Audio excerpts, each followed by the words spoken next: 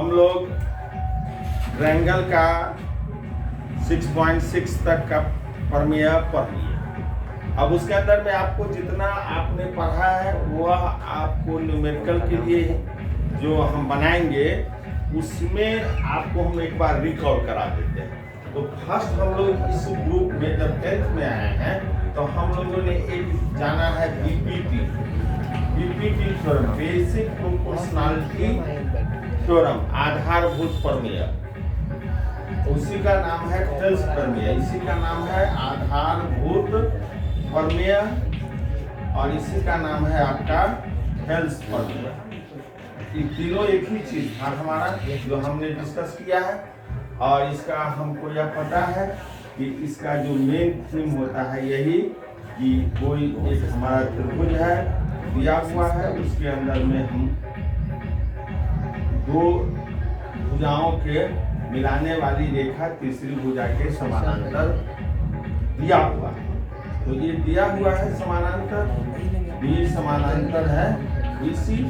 तो हमको यह सिद्ध करना था इसमें AB बटा DB equal to AE by EC। हम जितना भी अब इसका न्यूमेरिकल्स बनाएंगे उस न्यूमेरिकल्स में हमको इस सूत्र का काम पड़ेगा कि जब यह हमेशा देखिएगा यह समानांतर दिया हुआ हो तो हम लोग इसको लिख लेंगे। जब भी दिया हुआ जैसे ही हम ट्रायंगल में जानेंगे ये D समानांतर है BC का, तो तुरंत हम लिखेंगे बीपीटी से या आधारभूत प्रमेय से या थेल्स प्रमेय से या AD by DB equal to AE by EC। यह हमारा होता है बीपीटी। अब इसका कन्वर्स उल्टा, कन्वर्स ये कन्वर्स इसी का उल्टा विलोम जिसको कहते हैं, यानी बीपीटी का विलोम कहिए या आधारभूत प्रमेय का विलोम कहिए या थेल्स प्रमेय का विलोम कहिए। तुम लोग तो एक हम समझ में आ गया। पहला हमारा था आधारभूत प्रमेय, बेसिक प्रोपोर्शनैलिटी थ्योरम, पहला थ्योरम है। इसमें यही कहता है कि जब एक त्रिभुज हो, त्रिभुज के कोई दो भुजा की समानांतर खींची गई रेखा तीसरी भुजा के समानांतर खींची गई रेखा हो तो वह इसके अनुपात बराबर होते हैं। यह हो गया। तो अब इसका कन्वर्स में हमको यह दिया रहेगा। कहीं भी अगर इस फॉर्म में हमको मिलेगा न्यूमेरिकल्स बनाने के टाइम में, हिसाब बनाने के टाइम में, या इस टाइप में अगर दिया ये गिवन रहेगा, ये गिवन रहेगा आपको, तो हम इसको तुरंत लिख देंगे कि कन्वर्स ऑफ बीपीटी या बीपीटी के विलोम से या आधारभूत प्रमेय के विलोम से या थेल्स प्रमेय के विलोम से यह DE समानांतर होगा हमारा BC, D parallel to BC if AD by DB is equal to AE by EC। if anywhere it is given, अगर यह दिया हुआ हमको रहेगा तो हम इसको जस्ट कर लेंगे कि B is parallel to BC। किससे? कन्वर्स से। किसके कन्वर्स से? बीपीटी के कन्वर्स से या आधारभूत प्रमेय कन्वर्स से या थेल्स प्रमेय के कन्वर्स से, तीनों में से कोई भी लिखा रहेगा। तो यह हमारा इसके आधार पर हुआ। उसके बाद हम लोग अब चले गए हैं सिमिलर ट्रायंगल, समरूप त्रिभुज। तो उसका बेसिक, जैसे वहां बेसिक था 9th क्लास में हमारा सर्वांग सम। दो त्रिभुज सर्वांग सम कब होते हैं? When two triangles are congruent, the two triangles are congruent when all the corresponding sides are equal and all the corresponding angles are equal। यानी सभी संगत भुजाएं बराबर हो या तथा सभी संगत कोण बराबर हो तो दो त्रिभुज सर्वांग सम होते हैं। ये बेसिक चीज सब है, ये जो आपको काम आएगा जब अब हम न्यूमेरिकल्स बनाएंगे तो उसके अंदर में। तो फर्स्ट हो गया 9th क्लास का, हमको सर्वांग सम त्रिभुज का काम पड़ेगा इसमें, यानी कंग्रुएंट ट्रायंगल। तो when two triangles are congruent, जब all the corresponding sides are equal, all the corresponding angles are equal, यानी उनकी सभी संगत भुजाएं बराबर होंगी और संगत कोण बराबर होंगे, तो वे दोनों त्रिभुज आपस में सर्वांग सम होंगे। अब हमको यहाँ 10th में हमारा सिलेबस है सिमिलर ट्रायंगल्स। दो त्रिभुज समरूप कब होंगे? When two triangles are similar.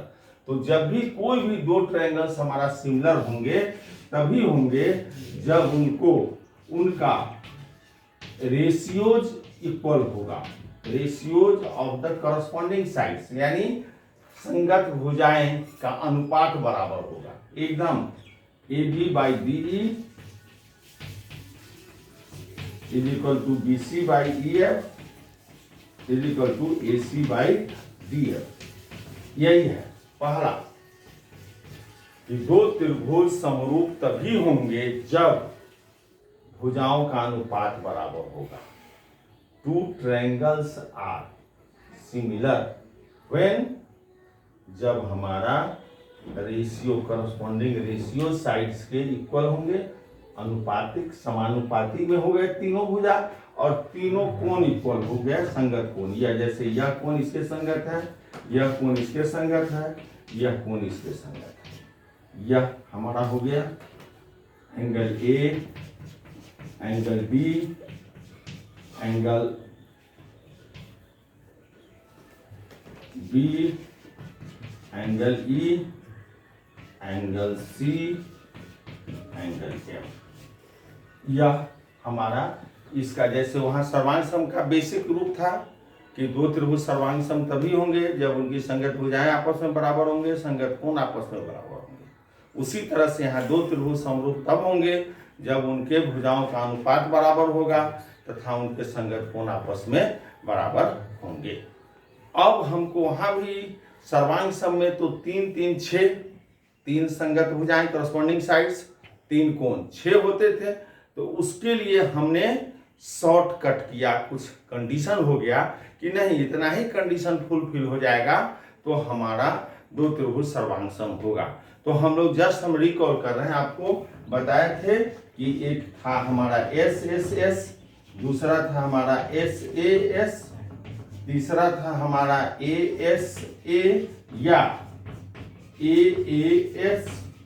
यह हमको तरीका थी जिस तरीका के द्वारा हम वहां सर्वांग सम करते थे, यानी तीनों भुजा ही दो त्रिभुज का बराबर हो गया तो हमारा त्रिभुज सर्वांग सम हो जाता था। और CPCT एक याद होगा वर्ड था हमारा CPCT, corresponding part of congruent triangle. CPCT से बाकी तीन कोण इसमें बराबर हो गए। इसमें SAS दो भुजा और एक कोण अगर बराबर हो जाए दो त्रिभुज का तो हमारा सर्वांग सम होता था, कांग्रुएंट होता था। बाकी दो कोण और एक भुजा CPCT से बराबर हो जाते थे, इक्वल। फिर था ASA या AAS, तो उससे हमारा दो कोण और उसके बीच की भुजा या दो कोण और एक सामने की भुजा माने साथ की भुजा बराबर हो।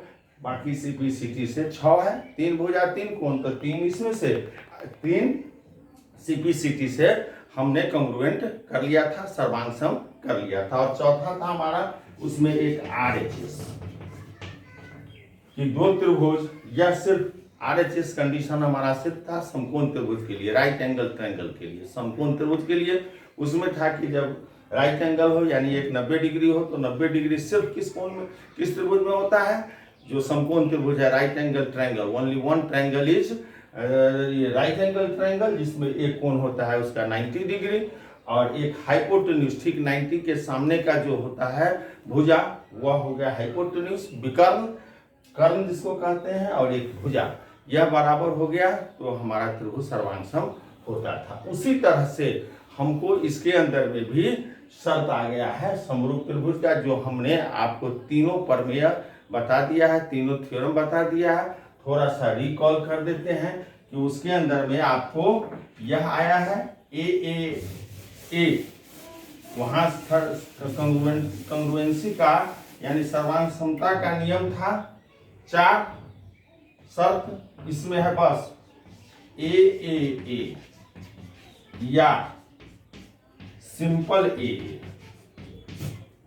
क्योंकि दो कोण बराबर हो जाएगा तो तीसरा कोण अपने बराबर होगा, क्योंकि त्रिभुज के तीनों कोणों का योगफल होता है 180। तो दो बराबर है तो तीसरा बराबर, तो हमको तीन को खोजना भी नहीं है।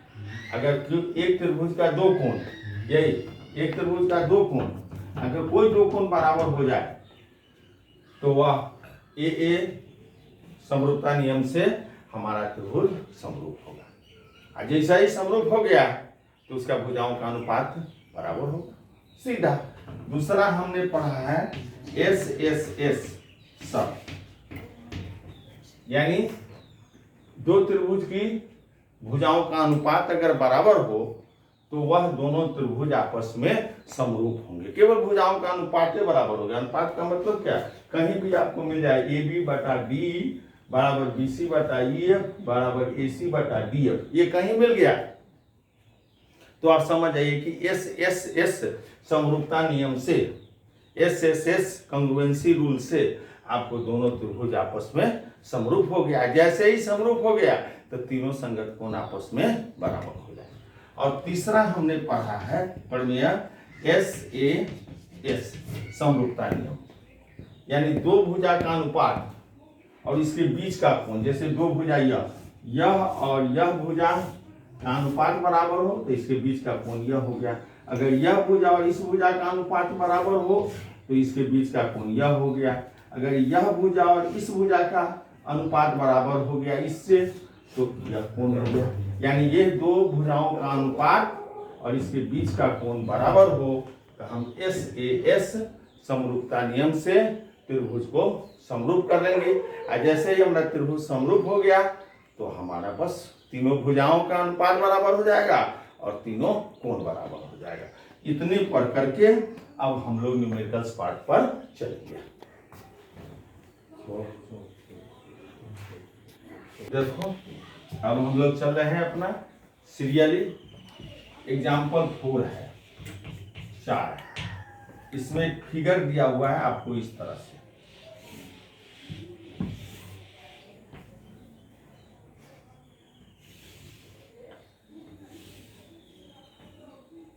P Q R S दोनों का यह कटा, ये फिगर आपको दिया हुआ है और इसमें गिवन हमको है, यानी दिया है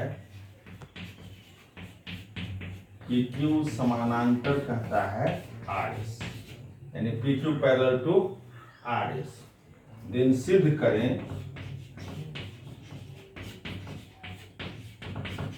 सिद्ध करें कि त्रिभुज A B P Q R P Q O R, तो पी ओ क्यू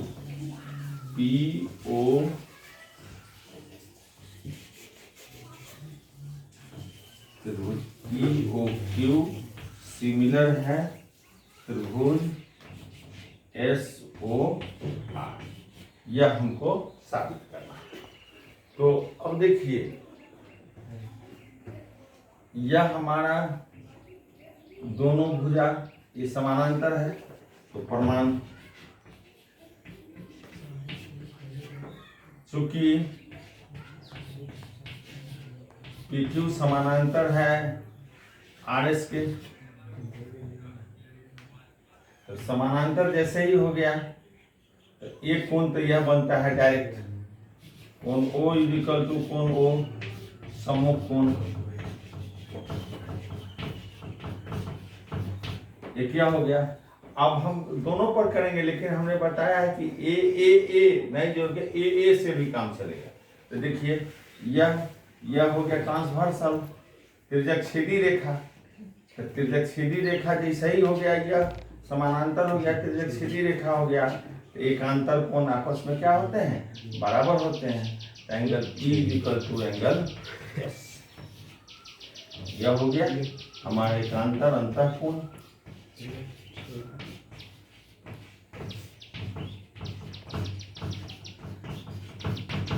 एकांतर अंतः कोण, इसको डायरेक्ट जैसे किया यह हो गया, तो यह कोण और यह कोण क्या होगा हमारा एकांतर अंतर कोण होगा। तो ए समरूपता नियम से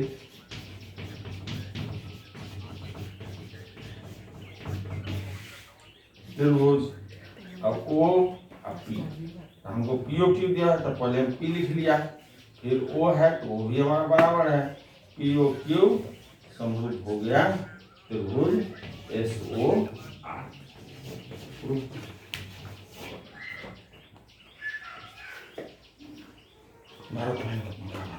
अब हमारा आ गया क्वेश्चन एग्जाम्पल 5। देखो इसमें फिर भी गिवन है एक त्रिभुज है आपको और दूसरा त्रिभुज है। इस त्रिभुज का नाम है ए बी सी, यह गिवन रहेगा आपको आर पी क्यू दिया रहेगा। यह 80 डिग्री और आपको यह 60 है, ये 3.8 है, 3√3 और 6, ये 12, यह 6√3 और यह 7.6। फाइंड कहता है P, कोण P इक्वल टू व्हाट, तो कोण P यह है। तो देखिए अब इसमें हमको कोण इसका दो का दिया हुआ है और इसका दिया ही हुआ है, तो इससे हमको साइड से चलेंगे, साइड का सब मेजरमेंट दिया हुआ है। तो देखिए हम बनाएंगे कि हमको अनुपात बराबर होता है कि नहीं। तो आपको थोड़ा सा कॉमन सेंस की जरूरत, देख रहे हैं 6 है 12, यह इससे कैंसिल होने वाला है, तो तुरंत हम सबसे पहले यह BC बटा PQ करेंगे, 6 बटा 12 1 बटा 2। फिर हम देखते हैं कि ये दशमलव वाला है, ये दशमलव वाला है, इसको करेंगे। देखिए पहले इसको उठाए हैं, इस त्रिभुज का पहली भुजा, अब हमेशा इसी त्रिभुज की हम पहली भुजा लेंगे। अब यह हो गया AB और बटा हमारा हो गया PQ। तो AB कितना हुआ 3.8 है, PQ कितना है 7.6 है। फिर दशमलव से दशमलव कट गया और 30 दूना 76 में है, ये भी 1 बटा 2 आ गया। फिर हम लोग चलेंगे इसमें AC बटा PR, AC देखिए थोड़ा सा लिखने के लिए हमको AC इसको लिखने में कोई दिक्कत नहीं, AC हमने लिखा तो हमको यहाँ इसका इसके साथ लगा हुआ AC के साथ 3.8, इसके साथ भी 6.3, तो ठीक है RP हमारा हो गया 3√3 बाई 6√3, √3 से √3 3 1 बटा 2। देखिए भुजा का अनुपात हो गया हमारा बराबर, तो भुजा का अनुपात बराबर हो गया तो हमारा ये दोनों त्रिभुज सर्वांग सम एस समरूपता नियम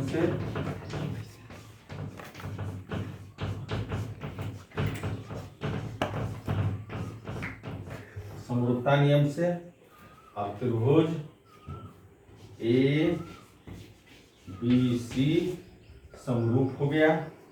तो देखिए ABC, A यहाँ A है हमारा PR, A है R के बीच में, देखिए R के बीच में 3√3, यहाँ A के बीच में 3√3 3.8 है, यहाँ भी पॉइंट वाला है और रूट वाला है, इसके बीच का कोण है, तो इसलिए हम लेंगे पहले R। फिर चले B लिया है, B है किसके बीच में 6 और 3.8 के बीच में, हमारा होना चाहिए 12 और 3 7.6 के, तो Q RQ, तो तीसरा हमारा अपने आप मिल गया RQP। तो अब हमको P निकालना है, तो P हमारा किसके है कॉरस्पॉन्डिंग, देखिए P किसके कॉरस्पॉन्डिंग C के, तो C एंगल पहले निकाल लेंगे, तो एंगल C का मान निकाल लेंगे। एंगल C जो हो गया वह यानी हमको इसके कोण P इक्वल टू हो गया कोण C, और कोण C कितना होगा, दो त्रिभुजों के इस दोनों कोण को जोड़ के 180 से घटा देंगे, तो कोण C equal to 180 minus C जोड़ 60, 180 माइनस हो गया 140, 40 एंगल P का मान हो गया हमारा 40 डिग्री। एक और हम लोग देख लेते हैं एग्जाम्पल 6, इसमें भी दिया हुआ है आपको फिगर, लिखा हुआ है फिगर में,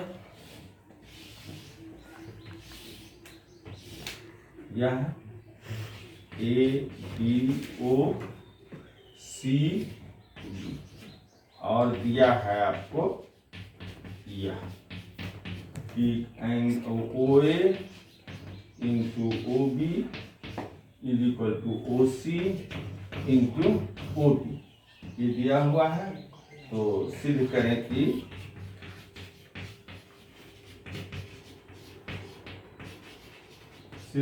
कि कोण A इज इक्वल टू कोण C और कोण B इज इक्वल टू कोण D। यह तो देखिए यह दिया हुआ, आपको तुरंत आइडिया बना लेना होगा इसको देख कर कि एगो यह तो हमारा कोण इक्वल है और यह कोण हमको पूछ भी नहीं रहा है, तो हमको यह कोण यह और यह चाहिए। तो इसके लिए हम करेंगे कि इस भुजाओं का अनुपात सोचेंगे कि हमको बराबर हो जाए। क्यों? इसका अनुपात बराबर हो जाएगा हमारा, तो क्या होगा कि हमको इस त्रिभुज का अनुपात और इस त्रिभुज का अनुपात बराबर हो गया, इस दोनों भुजा का और इसके बीच का कोण बराबर हो गया। तो एस समरूपता नियम से हम इसको कर लेंगे। तो हमारे पास यह दिया है, तो हम तुरंत इसका उपयोग करेंगे। प्रमाण देखिए, हमको यह दिया हुआ है OA into OB is equal to OC into OD। अब हम इसको सेट करेंगे OA, तो OA का कौन सा भुजा बन रहा है, OA, तो OA का अगर OB देते हैं तो इसी का हो जाएगा, इसका चाहिए तो OC, और हमारा OA हो गया, इसी का चाहिए OD, तो अगर OD बटे क्या होगा OB। अब हम देख लेंगे कि हमारा इससे जो हमने इसी से इसको लिया है, तो यह बाई क्रॉस करके यह आ रहा है कि नहीं, OA into OB, very good, by cross OA into OB is equal to OC into OD आ गया। तो हमारा यह हो गया एक, यानी यह भुजा इसका और इसका अनुपात हमको बराबर हो गया, और ये हमको O angle is equal to angle O सम्मुख कोण हो गया, सम्मुख कोण। तो सम्मुख कोण हो गया, तो हमारा एस समरूपता नियम से हमारा त्रिभुज यह OAB, त्रिभुज OAB, त्रिभुज OCD समरूप हो गया। तो देखिए OCD नहीं होगा, OBC होगा, OAD हमारा हो गया OA। देखिए यह यहाँ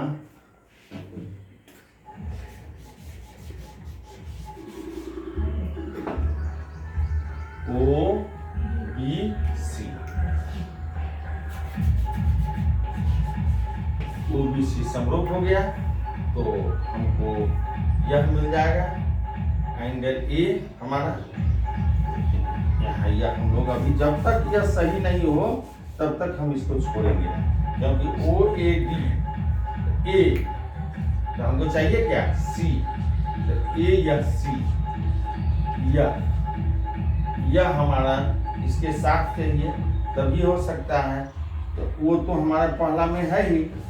अब ए की जगह पर हम क्या लिखेंगे? सी, और बी के जगह पर क्या लिखेंगे? डी। तो यहाँ डी है, यहाँ बी। अब हमको आ गया, ये दोनों त्रिभुज समरूप हो गया। तो अब A is equal to C और D is equal to D, यानी B is equal to D, D is equal to B या B is equal to D. अतः angle A is equal to angle C तथा angle B is equal to angle B, या angle B is equal to, चूंकि हमको angle B is equal to D किताब में लिखा हुआ है इसलिए हम उसको ऐसे कर देंगे, ए इज इक्वल टू बी तो बी इज इक्वल टू ए।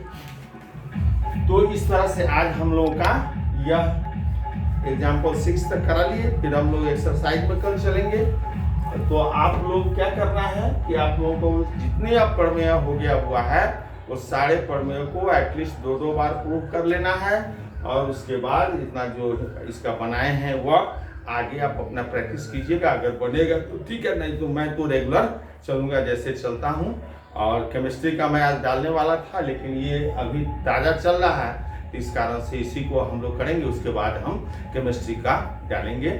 इसलिए आप फिजिक्स का अपना काम लाइट चैप्टर का करते रहिए। Thank you.